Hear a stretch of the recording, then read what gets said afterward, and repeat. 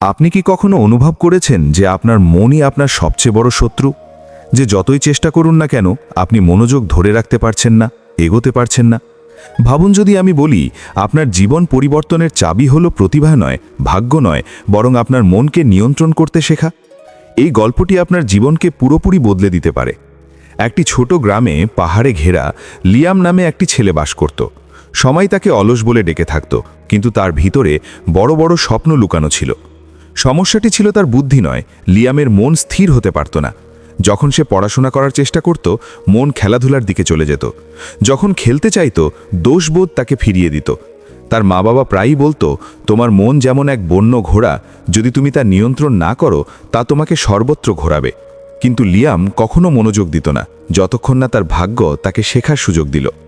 একদিন লিয়ামের বাবা তাকে দূরের এক গ্রামে নিয়ে গেলেন একটি জ্ঞানী শিক্ষকের কাছে। সেই শিক্ষক যুবকদের মনকে শান্ত ও মনোযোগী হতে শেখাতেন। তিনি লিয়ামকে একটি পূর্ণ জল ভর্তি গ্লাস ধরালেন এবং বললেন, আমার বাগানের চারপাশ দিয়ে হাঁটো, কিন্তু এক ফোঁটা জলও ফেলবে না। লিয়াম ভাবল এটা সহজ, কিন্তু যখন সে বাইরে গেল, পাখিরা চিড়িয়াখানার মতো চিড়িয়াখানি করছিল, পাতা হালকা কাঁপছিল এবং বাচ্চারা খেলছিল, জল বারবার পড়ে গেল। লিয়াম হতাশ হয়ে ফিরে এলো। শিক্ষক হাসলেন এবং বললেন, এই গ্লাস হলো তোমার মন, জল হলো তোমার মনোযোগ। জীবন তোমাকে বিভ্রান্ত করবে, কিন্তু যদি তুমি নিজেকে স্থির রাখতে শেখো, তুমি সব কিছু অর্জন করতে পারবে। লিয়াম বুঝল, প্রতিভা ও বুদ্ধিমত্তা কোনো কাজে আসে না যদি তুমি নিজের চিন্তাকে নিয়ন্ত্রণ করতে না পারো। সেদিন থেকে লিয়াম ছোট ছোট কাজ দিয়ে শুরু করল। প্রতিদিন একই সময় উঠতে শুরু করল, ফোন ব্যবহার সীমিত করল এবং এক সময়ে এক কাজের প্রতি পুরো মনোযোগ দিল। সে প্রতিদিন সকালে কয়েক মিনিট ধ্যান করত, তার অস্থির মন শান্ত করার জন্য। শুরুতে কঠিন ছিল, তার চিন্তাভাবনা উড়ে বেড়াত, কিন্তু ধীরে ধীরে সে শিখল কিভাবে মনকে আবার কাজের দিকে ফিরিয়ে আনতে হয়। তার স্মৃতি উন্নত হলো, তার নম্বর বেড়ে গেল, তার আত্মবিশ্বাস বেড়ে গেল। মাস কয়েক পরে একটি জাতীয় প্রতিযোগিতার ঘোষণা হলো।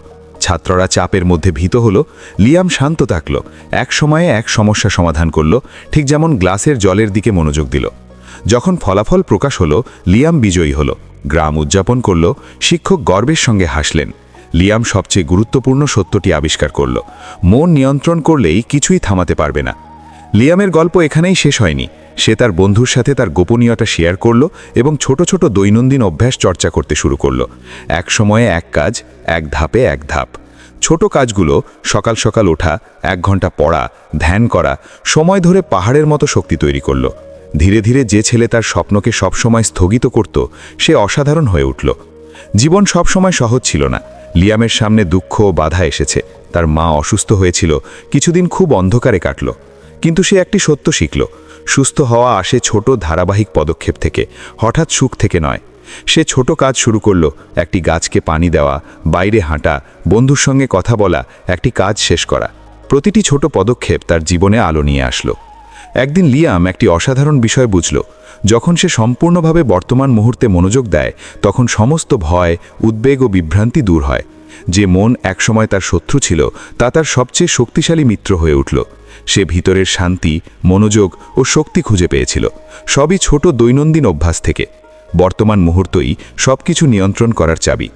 তাহলে পাঠ কি? সবকিছু এক রাতের মধ্যে পরিবর্তন করার দরকার নেই। প্রতিদিন এক ছোট অভ্যাস, এক ছোট পদক্ষেপ সম্পূর্ণ জীবন পরিবর্তন করতে পারে। প্রতিভা, ভাগ্য বা বুদ্ধিমত্তা ততটা গুরুত্বপূর্ণ নয় যতটা গুরুত্বপূর্ণ হলো মনোযোগ রাখা এবং ধারাবাহিকভাবে কাজ করা। লিয়ামের ভবিষ্যৎ আগামীকালের অপেক্ষায় ছিল না, সে আজই শুরু করল এবং আপনিও করতে পারেন। যদি এই গল্পটি আপনাকে অনুপ্রাণিত করেছে, তা যেন ম্লান না হয়। আজই এক ছোট কাজ দিয়ে শুরু করুন। সামান্য আগে উঠুন, একটি কাজে মন দিন, ধ্যান করুন, অথবা আপনার স্বপ্নের দিকে একটি পদক্ষেপ নিন।